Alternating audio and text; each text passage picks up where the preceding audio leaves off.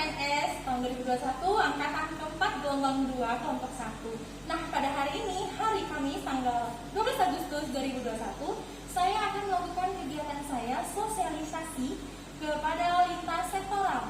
Saya hari ini akan bertemu dengan Bapak Abdul Rahman sekaligus Ketua MUI Kecamatan Belakang Padang dan PLT Kasih Kesra Kecamatan Belakang Padang. Yuk ikutan keseruannya.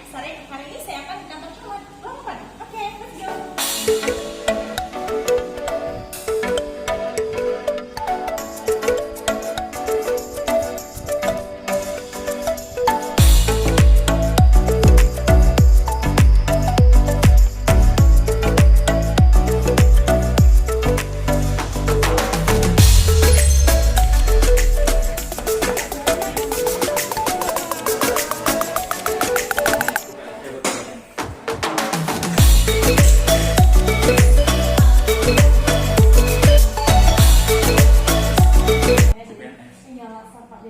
Ini salah satunya saya membawa program gizi untuk dalam menginginkan rancangan aktualisasi optimalisasi program gizi dalam menurunkan kasus stunting di wilayah kerja PT Pekerja Belakang Padang. Nah, gitu ya Pak. Nah, jadi salah satu penguji itu adanya pergerakan ke lintas sektor, salah satunya pemuka agama, tokoh agama masyarakat. Nah, apa itu? Nah, itu salah satunya tadi Pak, diajaklah tokoh agama supaya untuk mengedukasi para bapak-bapak, para suami, para laki-laki sebagai pemimpin. Salah satu pemimpin dalam artian pemimpin keluarga gitu ya Pak. Nah, jadi beliau bilang pemimpin itu jadi yang langkah kecil itu sebenarnya dari keluarga tadi, laki-laki sebagai pemimpin, nah memimpin istri, memimpin anak, nah begitu katanya Pak. Jadi apakah menurut Bapak dalam hal ini bisakah dikategorikan kriteria jihad Pak? Ibu tanya? Iya, saya bertanya dengan Bapak itu. Kirain ngasih tahu. Karena beliau Pak, jadi beliau dia sebenarnya dari MKes gitu ya kan Pak, tapi beliau banyak memang bercerita tentang masalah jihad dan jihad fisabilillah, kayak gitu itu yang beliau kemukakan. Karena memang katanya seperti itu. Jadi saya bertanya dengan Bapak, hukumnya seperti apa? Apakah bisa dikatakan untuk kita sebagai kegiatan salah satu menurunkan, jadi mengajak, ibaratnya gitu ya Pak, mengedukasi si bapak-bapak ini tadi, pemimpin ini tadi, pemimpin keluarga ini tadi, untuk memperkecil stunting ini tadi Pak. Jadi begini, ini sudah langsung mulai ya. Jadi dalam Islam, Rasulullah ketika pulang dari jihad atau perang fisabilillah, sahabat mengatakan bahwa kita sudah menyelesaikan perang. Maaf nanti ya, menyelesaikan perang. Kata Rasulullah, perang kita belum selesai. Ada yang lebih berat dari perang jihad fisabilillah melawan orang-orang atau musuh-musuh Islam, yaitu memerangi hawa nafsu, mencari nafkah untuk keluarga, menjaga mereka. Itu adalah merupakan jihad yang terberat untuk kita, kata Rasulullah. Artinya bahwa setiap sesuatu perintah Allah yang kita jalankan dengan tujuan ibadah itu adalah jihad. Termasuk yang paling sederhana adalah ketika seorang gadis atau seorang bujang dalam mencari jodoh, itu juga merupakan jihad. Ketika dia ternyata dalam pertengahan jalan meninggal belum mendapatkan jodoh, ya dia mati dalam keadaan sakit atau jihad dalam keadaan mencari, karena itu perintah Allah. Terlebih keluarga. Jadi berbicara tentang pemimpin, kita ini adalah semua pemimpin. Kulukum ra'in. Jadi kita semua itu adalah pemimpin. Tapi wabil khusus kepada seorang laki-laki, itu adalah khususnya itu pemimpin keluarga atau pemimpin istri dan anak-anaknya. Jadi tugas yang paling pokok kepala rumah tangga atau pemimpin rumah tangga adalah bagaimana menjaga, seperti dalam sebuah ungkapan, ku anfusakum wa ahlikum naro, jagalah dirimu dan keluargamu dari api neraka. Artinya bahwa selain juga dalam kepentingan akhirat, dunia ini adalah sesuatu yang penting untuk menunjang bagaimana kita menuju ke akhirat. Apa yang terpenting? Ya mereka harus sehat, mereka harus kuat, karena tugas pokok manusia di muka bumi ini adalah ibadah. Yang namanya ibadah adalah melakukan aktivitas di muka bumi yang Tuhan ridho, ya seperti bersilaturahmi, ngasih makan istri, anak, memberikan sedekah kepada sesama, tetangga, menolong, itu adalah merupakan ibadah. Jadi tugas dari seorang bapak adalah agar lengkap bahwa dia adalah menjadi seorang pemimpin dan menjadi seorang yang memberikan motivasi kepada anak dan keturunannya untuk terus beribadah kepada Allah.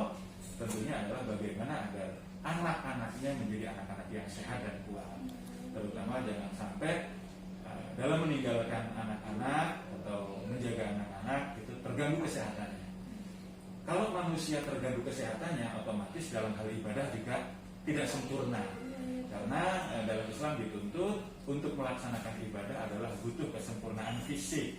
Artinya yang sesuai dengan syariat Islam, meskipun ada yang namanya tingkah darurat, ketika orang yang mungkin cacat fisik dari lahir atau mungkin sakit karena memang sesuatu hal sehingga dibolehkan untuk baring, untuk duduk, untuk dengan menggunakan anggota tubuh. Tapi pada hakikatnya secara syariat bahwa ibadah, ya terutama sholat, itu harus dilakukan secara sempurna. Dari berdiri sampai salam itu harus sempurna. Bagaimana itu sempurna? Ya harus menjaga kesehatan. Ya, menjaga kesehatan tentunya ya berbicara tentang itu ya harus konsultasi dengan para ahlinya, yaitu para dokter, bagaimana memberikan asupan yang baik, vitamin agar anak itu terjaga, tidak terjadi kecacatan, polio atau stunting dan sebagainya.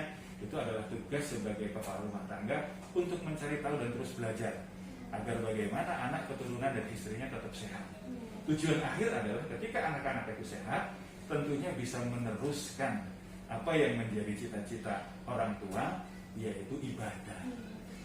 Jadi ibadah itu bukan hanya secara ritual seperti sholat, zakat dan sebagainya. Segala sesuatu yang diridhai oleh Allah itu juga ibadah, karena itu menunjang bagaimana pendekatan diri kepada Tuhan, berkomunikasi, bersilaturahmi, belajar mengetahui tentang bagaimana sehat, bagaimana itu asupan vitamin, nutrisi dan lain sebagainya, itu juga merupakan ibadah. Dan yang lebih banyak sebenarnya ya orang-orang kesehatan. Karena Sayyidina Umar ketika dipilih menjadi seorang pemimpin, itu yang diucapkan adalah alhamdulillah, karena dulu pamanku telah memberikan makan aku cukup, sehingga aku cukup nutrisi, cukup vitamin, sehingga aku sehat dan sekarang aku menjadi pemimpin. Tanpa aku sehat, tanpa aku makan, sekarang aku mati, kata Umar. Jadi bukan karena dia hebat karena dipilih masyarakat, bukan karena hebat dia adalah seorang yang kuat. Memang Umar adalah orang yang kuat, tetapi yang paling prinsip yang dia ucapkan ketika dipimpin menjadi khalifah, Sayyidina Umar mengucapkan, saya bersyukur karena pamanku waktu kecil aku dikasih makan dan nutrisi yang cukup. Itu yang diucapkan oleh Sayyidina Umar. Mungkin itu sebagai edukasi kepada bapak-bapak, kepada para pemimpin keluarga, bahwa yang namanya ibadah itu adalah sesuatu yang Allah ridho dari memberikan bagaimana agar anak, istri itu sehat. Itu yang paling penting. Karena ketika ada wabah, ketika ada penyakit, sebenarnya dalam ilmu sufi, kita mendoakan agar wabah itu tidak pergi. Itu salah satunya adalah surah azab atau tata krama yang kurang bagus kepada Allah. Yang paling penting adalah yang harus kita doakan, ya Allah, sehatkanlah aku. Karena dengan sehat kita tetap bisa ibadah. Masalah wabah, penyakit itu urusan Allah. Nanti Allah waktunya ambil ya diambil. Itu secara secara sufi atau secara ilmu ma'rifat. Tapi secara syariat kita boleh, mudah-mudahan wabah diangkat oleh Allah, penyakit diangkat oleh Allah. Tapi secara ilmu yang lebih tinggi, ilmu sufi, kita tidak boleh minta doa itu karena Allah punya kehendak lain, Allah punya tujuan lain. Yang paling penting kita doa adalah sehatkan diriku ya Allah, keluargaku dan saudara-saudaraku, agar aku tetap bisa ibadah dengan baik kepada. Mungkin itu saja. Jauh ya betul Pak. Jadi besok Pak, jadi minta tolong Bapak kalau seandainya ini Bapak besok ada kegiatan pengisian untuk Bapak gimana Pak? Belum tengok jadwal. Biasanya sih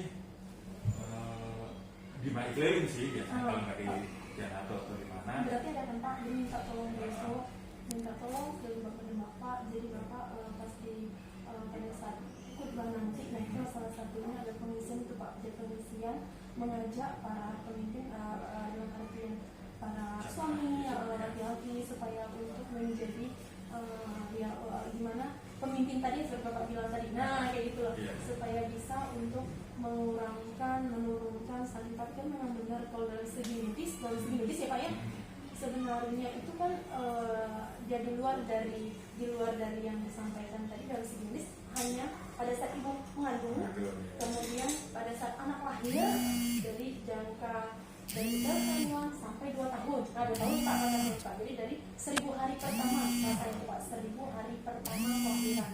Jadi dari 1000 hari 9 bulan, kemudian sampai 2 tahun. Nah 2 tahun ditambah dengan 9 bulan, nah itu 1000 hari. Itulah penentuan batas stunting dari Pak. Nah jadi kalau seandainya nutrisinya kurang, nah anak itu bakalan pendek. Nah tapi tidak ada faktor keturunan yang menyatakan kalau seandainya emak bapak pendek, anak jadi pendek. Ada itu Pak. Nah ada. Memang nutrisi dari nutrisi dari keturunan sampai 2 tahun pertama. Jadi kalau anak mau pintar, anak mau tinggi, nah bagaimana anak kan di usia 2 tahun. Nah itu tuh Pak. Dalam si medis ya Pak. Cuma pemimpin tadi ini mungkin diaplikasikan karena pemimpin seorang suami gitu ya Pak, memberi nafkah. Jadi kan banyak hal sebenarnya Pak, jadi kenapa anak-anak di daerah kita ini kami LPDM juga Pak memang banyak Pak, ada sampai dari data itu sekitar dalam satu 150 orang Pak. Kalau di Batam cuma kalau ibaratnya di daerah sana cuma 30, 115 tapi di daerah kita ini daerah banyak penghasilan laut itu ya Pak, tidak akan tercukupi, maksudnya itu melimpah ruah. Nah gitu Pak. Oh jadi maaf pendek selama ini kan kita melihat kalau pendek itu adalah faktor keturunan. Iya, tidak ada Pak. Tidak ada. Tidak ada dari penelitian, tidak ada sama sekali kalau sampai orang tua pendek, anak pendek, orang tua gemuk, anak gemuk, tidak ada. Tapi kalau jelek turunan gitu. Karena dalam Islam menurut guru saya, kalau jelek nikah sama jelek hukumnya haram. Iya benar. Kenapa? Karena anaknya akan jelek banget. Iya. Jadi harus hilang. Benar sekali Pak. Jadi minta tolong besok. Jadi pas Bapak mesti khutbah, saya minta tolong nanti si Sutris nanti melihat, saya juga kalau bisa turun gitu. Tapi laki-laki, yang perempuan masuk masjid kan Pak. Nanti saya suruh apalah gitu ya kalau Minta tolong Sutris tak balik pulau gitu kan. Oh iya. Bisa ya di sini ya. Iya. Insya Allah mudah-mudahan. Minta tolong Bapak jadi ya Pak ya. Jadi gimana Bapak ngisi? Jadi saya tidak perlu buat surat ke ini kan Pak. Enggak pernah jadi Bapak ngisi. Nanti dia sifatnya rekaman atau video video? Pak, video Pak. Jadi Video. ini video nanti direkam, jadi dimasukkan ke YouTube Laksar. Ini Laksar sampai ke LIPI Pak, LIPI ke LAN, kemudian ke Bapelkes. Jadi sampai ke sana, jadi mereka ngecek gitu loh Pak. Jadi semakin kita Laksar sekarang berbeda dengan Laksar dulu Pak. Jadi semua yang diinginkan harus di on kamera, kayak itulah dibagi Pak. Jadi apa yang dilakukan, jadi tergantung kita lagi menginginkannya. Saya minta tolong Bapak, jadi karena ini salah satu ibaratnya dimintanya seperti itu, jadi lintas sektornya salah satunya adalah ke pemuka agama, ke tokoh masyarakat, ke tokoh agama. Boleh ya Pak ya? Insya Allah. Assalamualaikum warahmatullahi wabarakatuh. Saya Habibur Rahman, Ketua Majelis Ulama Indonesia Kecamatan Belakang Padang, sekaligus PLT Kasih Kesra Kecamatan Belakang Padang. Dalam hal ini pemerintah Kota Batam, khususnya puskesmas yang ada di lingkungan Belakang Padang, memberikan edukasi atau pengoptimalisasi program gizi dalam menurunkan kasus stunting. Tentunya di sini sangat dibutuhkan peran penting dari masing-masing kepala rumah tangga, khususnya bapak-bapak yang tentunya memiliki tanggung jawab bagaimana agar anak-anaknya tentunya menjadi anak-anak yang sehat, anak-anak yang memiliki gizi yang cukup. Di sini tentunya kami ingin menjelaskan bahwa tingkat gizi anak atau bagaimana anak itu memiliki postur yang standar atau yang tinggi selama ini adalah orang beranggapan bahwa itu adalah merupakan keturunan. Tetapi ternyata setelah diadakan penelitian, ini adalah merupakan salah satu kekurangan gizi. Dan disinilah orang tua dituntut untuk ikut berperan serta bagaimana memperhatikan anak-anaknya, terutama di usia dari kehamilan 9 bulan sampai 1000 hari ke depan, agar anak-anaknya tercukupi nutrisi dan gizi. Bagaimana itu? Tentunya dengan terus bagaimana belajar dan menanyakan kepada ahli-ahli gizi, yaitu para dokter, ya kalau di belakang Padang adalah puskesmas terdekat, sehingga anak kita menjadi anak-anak atau generasi yang tentunya sehat. Sehingga ke depan ini adalah merupakan sebuah ibadah yang dianjurkan oleh agama. Generasi kita harus generasi yang sehat. Ketika anak keturunan kita sehat, tentunya dalam hal ibadah, tentunya dalam syariat Islam akan mendekati kesempurnaan. Kalau sampai anak-anak kita sakit, anak-anak kita tidak sehat, tentunya dalam hal ibadah juga ada sedikit kekurangan dan tidak kesempurnaan. Maka dari itu saya mengajak kepada seluruh kepala rumah tangga, khususnya bapak-bapak, agar terus bagaimana menjaga anak keturunannya sehingga tetap sehat dan kita menjadi kepala rumah tangga dan pemimpin yang dimaksud oleh Allah adalah pemimpin yang bertanggung jawab. Mungkin itu saja dari saya sebagai Ketua Majelis Ulama Indonesia Kecamatan Belakang Padang sekaligus Kasih Kesra Kecamatan Belakang Padang, mengucapkan terima kasih dan terima kasih atas perhatiannya. Wallahul muwaffiq ila aqwamit thoriq. Assalamualaikum warahmatullahi wabarakatuh.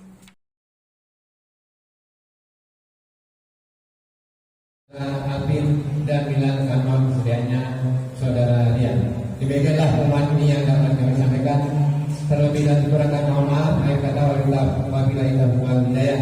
Wassalamualaikum warahmatullahi wabarakatuh.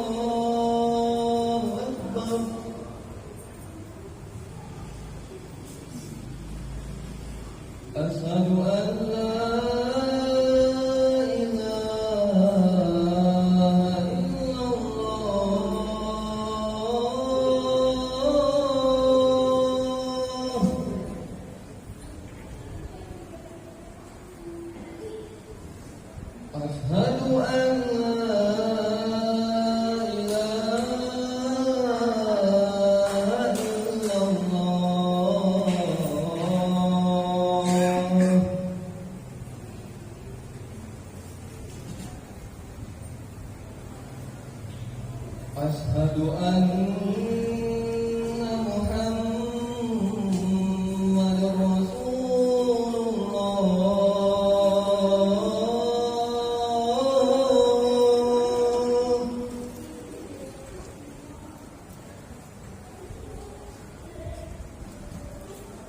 أشهد أن محمد رسول الله.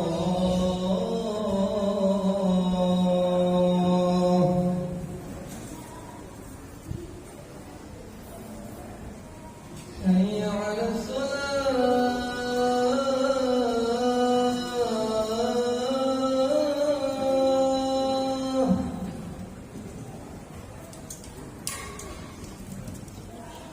حي على الصلاة.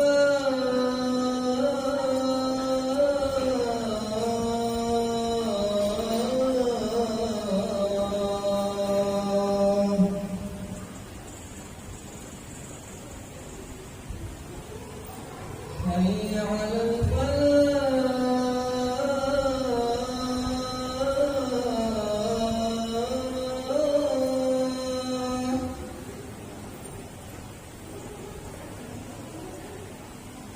حي على الفلاح.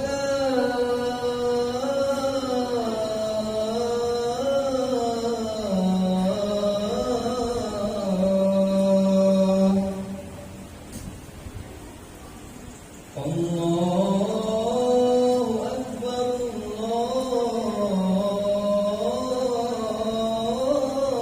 الله أكبر. لا إله إلا الله.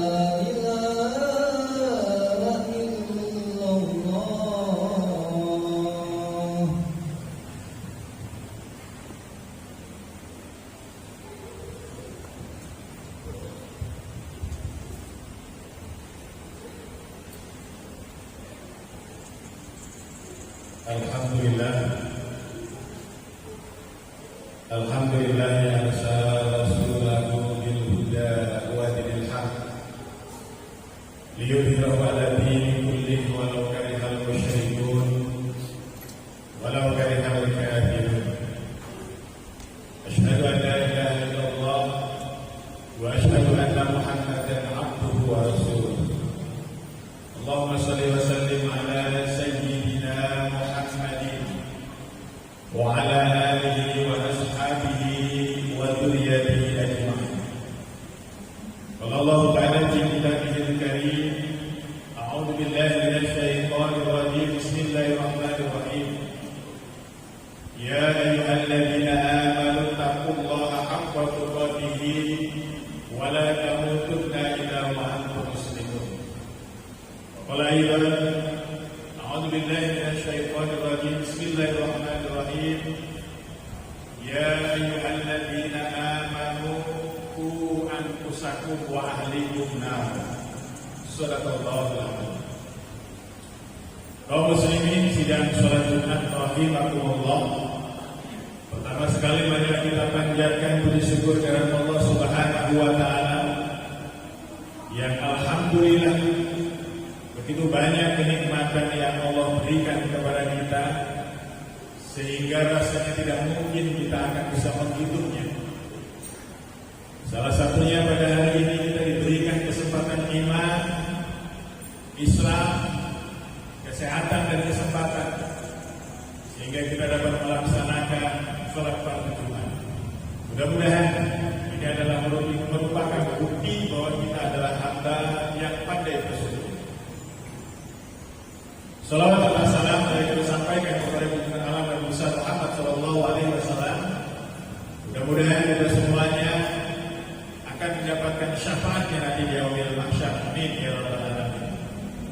Selanjutnya hadir berwasiat kepada diri hadir dan kepada seluruh jamaah agar senantiasa meningkatkan keimanan dan ketakwaan kita kepada Allah Subhanahu wa taala. Iman dan takwa dalam arti yang sebenar-benarnya, melaksanakan perintahnya dan meninggalkan larangannya. Kaum muslimin sidang salat Jumat rahimakumullah. Dalam sebuah firman Allah yang Habib katakan tadi bahwa ku anfusakum wa jagalah dirimu dan keluargamu dari api neraka. Secara tekstual, seolah-olah kita hanya berkonsentrasi kepada tujuan akhirat. Sedangkan secara kontekstual atau secara tafsir, banyak lagi tugas untuk menuju akhirat ketika di dunia ini dalam penjagaan diri dan keluarga kita. Terlebih, kita adalah sebagai seorang pemimpin, di mana setiap manusia akan dimintai pertanggungjawabannya dalam kepemimpinannya.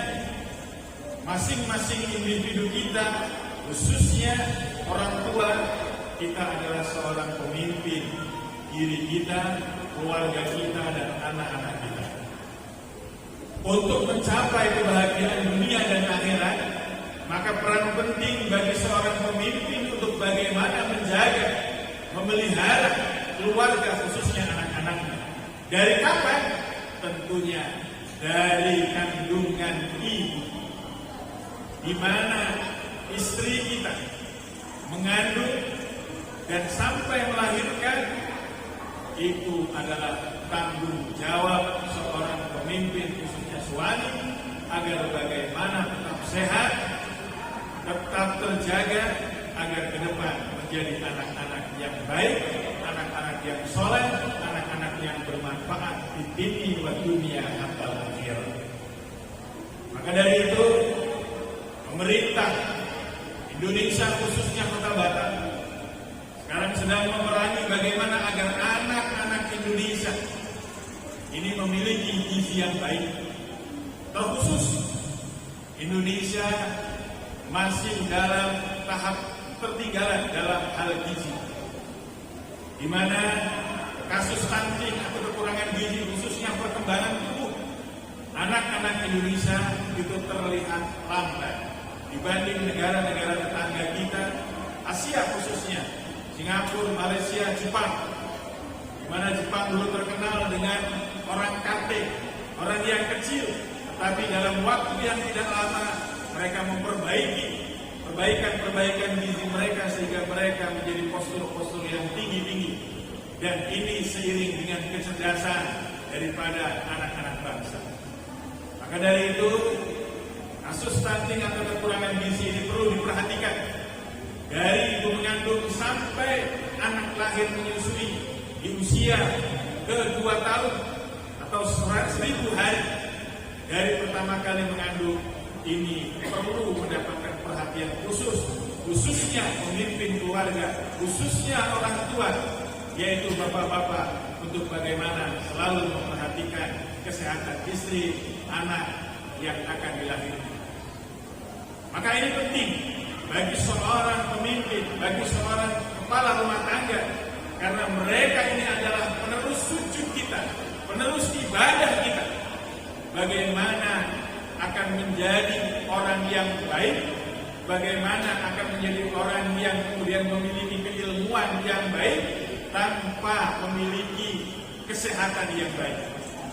Maka dari itu, sehat ini adalah merupakan bentuk daripada sebuah perjuangan untuk bagaimana mendapatkan kebahagiaan dunia dan akhirat.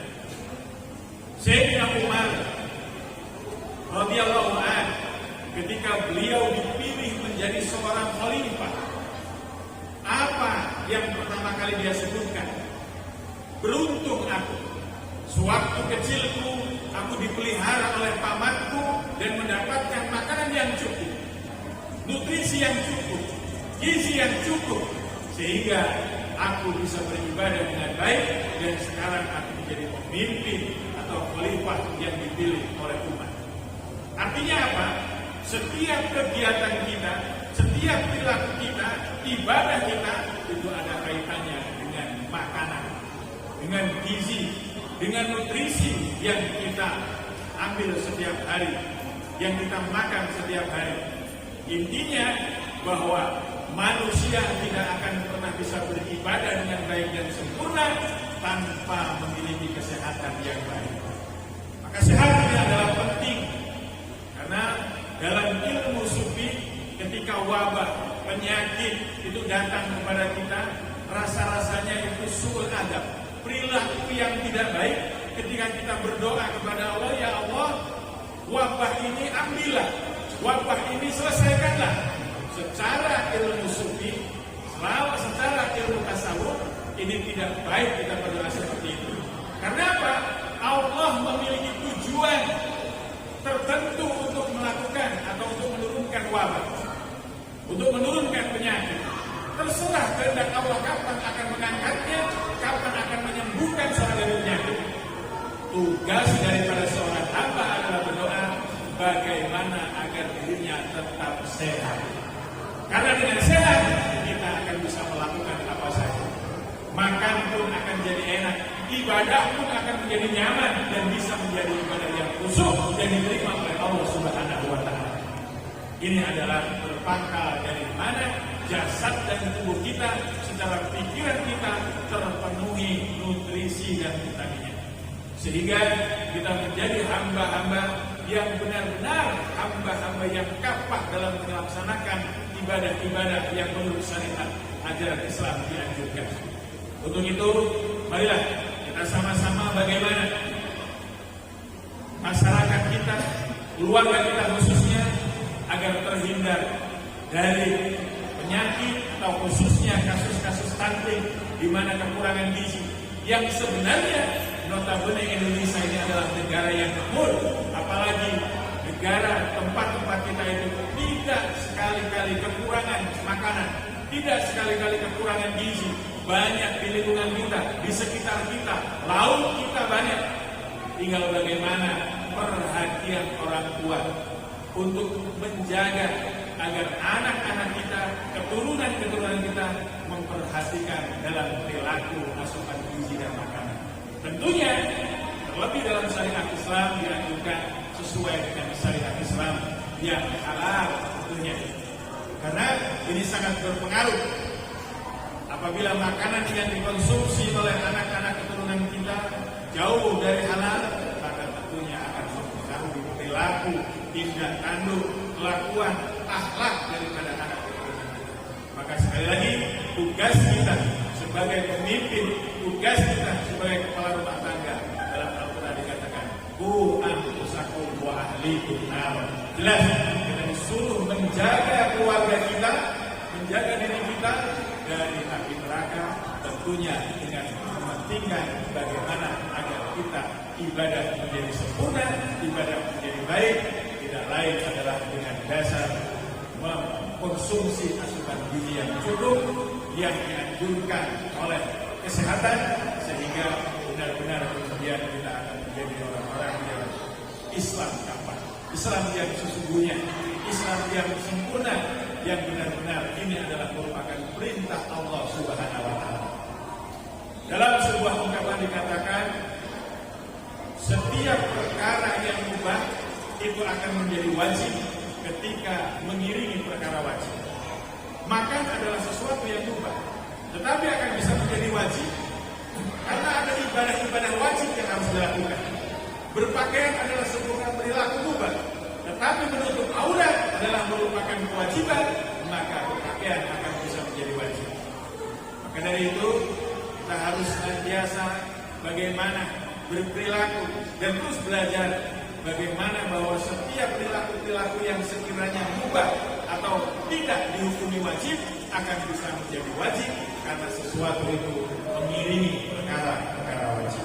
Mudah-mudahan kita termasuk menjadi pemimpin-pemimpin yang baik yang terus bisa menjaga keluarga kita, anak keturunan kita agar bisa menjadi penerus sujud kita, penerus ibadah kita sampai kita nanti di alam barzah, pahala kita akan terus mengalir, pahala kita akan terus berdatangan karena kita telah menanamkan anak-anak yang sehat, anak-anak yang cerdas, anak-anak yang soleh, sehingga setiap perilaku yang dilakukan oleh anak keturunan kita itu pahalanya akan mengalir terus di hadapan kita meskipun kita sudah berada di alam barzah. Sampai kapan?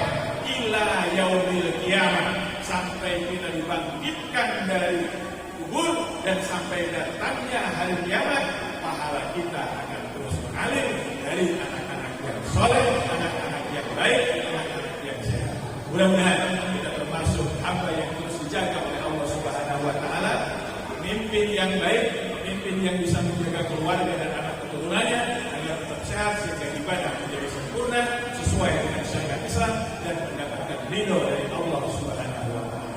Barakallahu wa lakum fil Qur'anil Azim wa nafa'ani bima fihi min ayati wal hakim wa taqabbal minkum tilawatahu innahu huwas samiul alim. Allahumma salli wa sallim wa tawakil wa an'im wa tafadhal wa barik bi jalalika wa kamalika alaina bi baratik sayyidina wa maulana Muhammad wa sallim wa radiyallahu tabaraka wa ta'ala an kulli sahabati rasulillah ajma'in. Alhamdulillah wa nasta'inu wa nastaghfiruh wa na'udzu billahi min shururi anfusina wa min sayyiati a'malina may yahdihillahu fala mudilla lahu wa may yudlil fala hadiya lahu. Asyhadu an la ilaha illallah wa asyhadu anna Muhammadan 'abduhu wa rasuluh. Allahumma shalli 'ala sayyidina Muhammad wa 'ala sayyidina Muhammad.